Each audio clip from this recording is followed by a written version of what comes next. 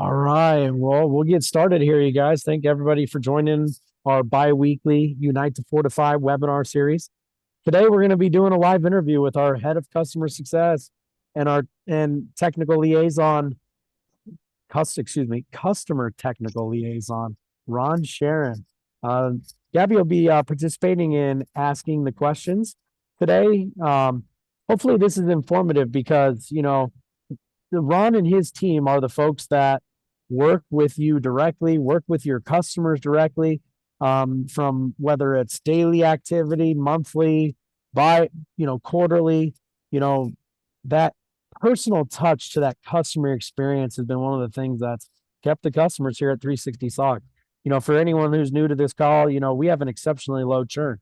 Customers are very sticky here, especially within the security operations center. With our annual churn at less than 0.01% annually, it's impressive to see both the transformation of what's happening in the SOC, the value, the white glove experience, and some of the exceptional things we're doing. If you're, new to 360 SOC and you're just learning about us, 360 SOC was founded in 2015. We're an award-winning cybersecurity company, number 8 ranked service provider on the globe, top 100 security service provider, top 250 MSSP. One of the coolest things I like inside of our platform, which has 100% customer adoption, is the live chat within our platform. Still real unique to 360 SOC. Back-ended that all the way through our security platform is available all the way down to the mobile application, creating a, personal experience for our customers when they're outside the office, but also not hindering them with, things like false positives and things like that. Keep us in mind for penetration testing, vulnerability scanning, pen testing. I said that, vCISO, or if you need some compliance services or to procure a product, will be a great fit. Well, without further ado, let's go ahead and get started here. I'll let Gabby introduce herself. I'll let Ron introduce himself, give a short bio about himself, and then we'll have Gabby dive into these questions. And again, thank you everybody for attending. Don't forget, each time you attend the webinar series, you'll get one entry into the drawing for the Black Hat contest. It's an all expense paid trip to Black Hat. Stay at Mandalay Bay, Delano. Maybe it'll be a W hotel by then. It looks like it. I'm sitting in the lobby right now. And that's going to be a great experience. We'll take you to Black Hat. We'll do a bunch of fun things. There'll be experiences that are life experiences in there. So we appreciate everybody who's tuned in. And without further ado, let's go ahead and kick this off. I'll go ahead and pass the ball to Gabby. Hey, everybody. Thank you again for being here on our webinar today. I am the Senior Channel Manager with 360 SOC, and I will be asking the questions to our VP of Customer Success, Ron. So I'll pass it over to Ron. Hey, everyone. My name is Ron. I'm the VP of Customer Success at 360 SOC. Before I was the head of Customer Success at 360 SOC, I was a CISO and a CIO and an IT person and a cybersecurity person for a lot of companies, which gives me the right tools, I believe, Chris believes also, to manage our customers' interaction, because I have the ability to translate these kind of technical things to customer language. So, Gabby, you got any question for me? I do. Okay, so go ahead, Chris. I got one question. What's the difference between a CISO and a security person? I'm just curious. So let me tell you this. When you join a company and it's really small, you're either the IT guy or the security person. That's all. Oh, when okay. you join a bigger company, you're the director of cybersecurity or VP of cybersecurity and CISO, depending on the title it's bestowed upon you by the organization. Oh, okay. All right. Well, without further ado, go ahead, Gabby. Fire your questions away. Okay, so my first question is, give us a brief overview of your role here at 360 SOC as the technical head of customer success. So as the head of customer success, my primary role, as I was starting to say before, is to translate all these lots of technical languages that we get from our technology and cyber side into some sort of a customer talk. Customers don't like all this mumbo jumbo that's front of them technical jargons. They want to run a business. Customers want to be informed but not overwhelmed with these kind of technical terms. So my biggest role is to bridge this gap and provide a pathway or bridge between our technical teams, our SOC teams, and to the customers. That's one of the aspects of the role. The second aspect is doing onboarding, making sure integrations are happening in a reasonable rate. If we need to do something, if we are required by the client to do it in a week, we need to stand and do this in the time frame that we're allotted. Managing the support of all the clients, and pretty much improving customer experience by aligning their desired solutions to what we offer. Great. My second question is, what key challenges do you face in managing customer success for a SOC or a security operations center? That's a good question. The key challenges that we have is each client is unique. We can't treat all clients the same way.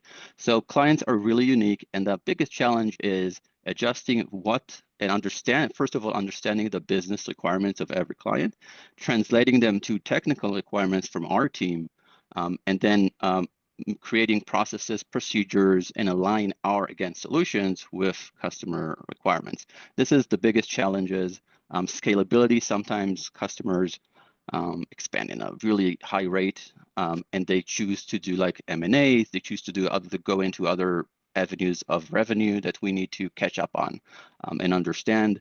But we handle it by just communicating with the clients on a almost weekly, bi-weekly, or even and monthly basis, understanding their plans for the future, and then creating a path for the expansion. Okay. And how do you ensure your team stays updated on the latest cybersecurity threats and solutions? So for our local teams, for our teams in general, we highly encourage them to subscribe to several intel feeds that are in existence out there. And we also encourage them, we push them to get more higher education in the path they choose. So if they want like cybersecurity, pen testing, or go deeper inside some sort of a SOC certification, we highly encourage them and provide them with the tools they need to get that information they need and pass the test or get recertified.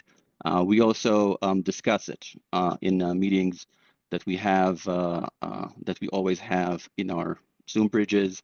If we see something new that comes up, we say, hey, I've just noticed this new thing came up.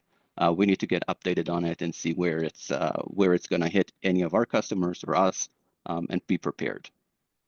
Okay. What are the strategies that you use to manage and prioritize incident escalation? So there is no one strategy. And the reason there is no one strategy, because every client is unique, like I said before. Every client has their own path to escalation. So what we do in our onboarding process is we make sure that we align with the client's requests for us. Some clients want an email to directly to them. Some of them want an email and a text message. Some of them want an email, a text message, and notify their ticketing system. Some want us to call them, depending on the time. So each individual client is very unique to us, and we take care of that during the onboarding. So there's just not one metrics. There is single metrics for each individual client. Awesome. Good answer. Okay, so how do you Thank you. balance how do you balance technical problem solving with maintaining a strong customer experience? So we ensure transparency. Everything we do is very transparent, and we tell our team and we tell our clients. We provide clear updates. Most of our clients, if it's something urgent, we contact them right away. So we have several avenues to contact them, again, depending on the requirements. Some of them want us to chat with them. Some of them wants to email. Somebody want a phone call. And we take care of all of that. And again, onboarding, how do you want us to approach you when it's not an escalation? And we, sorry, lost my train of thought. So we ensure transparency. We maintain strong customer experience, and we make sure that we communicate with them in all of our avenues. Okay. And what about automation? Like, what role does that play in your customer support operations? So automations is great. And the reason why automation is great because it gives us an instant automated feedback on some of the alerts we get. And we use our automation in a very particular way. We don't use AI or machine learning as as it should be called. We don't use AI or machine learning to close our tickets. We don't let it just decide randomly what needs to be closed or what needs to be stay open. We have a huge list of things that we've experienced from human experience in our playbooks that we do that. We use our AI in a very specific way, and we use it to make the logs that are very cumbersome to read. Sometimes they have a lot of technical jargon, and we make it accessible to people that are not technical. So a lot of our customers love this part because they can go into our portal and read exactly what's happening in the specific alert in a language that they would understand. And that helps us a lot because then clients don't need to come to us and say, hey, I can see the log. I have no clue what that means. They already get it on the side of their screen, exactly in terms that everybody can understand. Okay, so the next question I feel like we get a lot. So how do you handle communication during like a high stakes security incident? So we establish, again, this is very internally, we have our own process, but when we deal with a client, again, very customizable for the client needs. So we usually establish a communication channel, either a Zoom or Teams or whatever they have. We also, and again, depending on what the client requires, we can create a Zoom phone call bridge for them to log into. So how we configure it, again, very, very flexible. Whatever the client wants us to do, we can manage that, and we can set these escalations up in a way that aligns with the customer's business needs. Something to add there, I think is important is, some customers want phone calls in the middle of the night. Some want you just to isolate it. Either way, we're going to isolate it, but some want to be immediately notified, if something gets disabled, and some don't, they just want security to go about it. And if it's disabled and it's not disrupting anything, they probably go about their day. And I think that's really important. I think that's one of the things we do really good during the onboarding phase, and Ron's team does a great job with is, identifying what the customer actually wants. How do you want this to happen when the world starts melting down? What do you want us to do? What do we have access to? What do we have control access? If we have access to it, what can we control within those platforms? What can we do? What changes are we allowed to make outside of your standard change management process that's going to allow us in real time to be able to make those changes? Things like that. I think Ron's team does an excellent job. And I think that's one of the things that if you read our Gartner ratings and customer, peer reviews, that's one of the things you see in there consistently is, that touch and feel. But I just wanted to chime in there because I think that's something that's real close to me because, if you can't onboard them right, you can't successfully service them. That's one of the biggest failures for service providers today is they stink at onboarding. They stink at that customer experience. Sure, they can deliver good security. Sure, that's great. But, there's an experience here, and an extension of your team is what most of these customers are really looking for. Go ahead, Gabby. Yeah. So how do you guys train and prepare the team to respond to emerging cybersecurity threats and technologies? So like we spoke about training. So we provide training all the time. We have multiple platforms that our team trains on. So if you couple that with the threat intel I discussed and the threat emails that we're getting about emerging threats, and you coupled it with the training that we provide, and everybody can log into it from our team. All the training is on their fingertips. So if you put these two together, it's like there's something I don't know from this threat intel feed. I can go and get trained on it right away. I don't need to wait. I don't need to ask for permission. I don't need to find the username and password. It's all there, and our team can merge these two with all the tools we have and just take these paths of, okay, something is happening. I need to learn what to do when something is happening. And we provide these to all our teams, and we encourage them to use it. And we provide training days as well. So we have training that we every day. One of our senior team members always trains on a daily basis. It's not weekly or not monthly. On a daily basis, they train the junior teams on how to handle these kind of incidents. And then how do you guys manage customer expectations regarding SOC capabilities and limitations? So the number one thing we talk about is clarity in communication. So we like to be upfront, and we like to say, hey, this is what we give you, and this is how it's going to look like. And we're going to try to do our best to communicate all of our capabilities, and we're going to try our best to align ourselves with whatever the business needs of the client is. If there's a case, and it's really rare, I've only maybe seen one in my year here, that we couldn't really integrate something. And then if that happens, we need to be completely upfront about it with the client. Say, hey, we've tried it, we've researched it, this is just not going to work. And we apologize, but 99.99% we can do it. Rarity that sometimes we can't, and we have to communicate it right off the bat. And typically, I'd say anytime that's come up, Ron, that's probably in that pre-sales process too, as well, where somebody pulls something up that just in the end that you're like, dang, I didn't know that was the use case or a piece of the use case, and we just can't deliver that, right? So keeping that, that's part of keeping the customer churn there.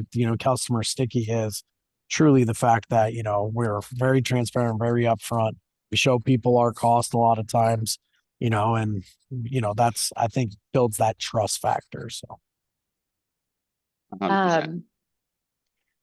What's the biggest technological advancement that's improved SOC customer support in recent years, in your opinion? Well, I'll go back to that AI question. So I would say it would be the AI part, because before that AI part came in, our specific use of it, there was a little bit challenges, because sometimes direct customers didn't have like a complete understanding of what the log said. When that was the case, there was a big, they always came back to us, which again, we were happy to help, but this part saves that interaction. They're like, oh, okay, so this is what happened. I understand. I can close this escalation, or I'm more relaxed because I know this is what happened. So for me, it will be that AI part. All right, and this is my last question. How do you ensure scalability of customer support as your SOC expands? So the way we do it is we streamline the processes, and we invest in our infrastructure. And like Chris said, the most important thing is the onboarding. Because if the onboarding hits all the nails on their head, you will have less issues down the road. So it's our onboarding process, which leads us to be able to take care of these kind of escalations when they do come, because we do it faster, we do it better, because we already have everything that we need to know. And then we can scale on top of that. So because our processes is so good, we can add more and more and more and more scale to it. As long as we hit it right off the bat, and then we get all the kicks out during onboarding, the initial onboarding call, our initial touch points with the customer, and verifying that we are completely aligned with their business needs. Wonderful. Do we want to open it up to our attendees as well to do Q&A?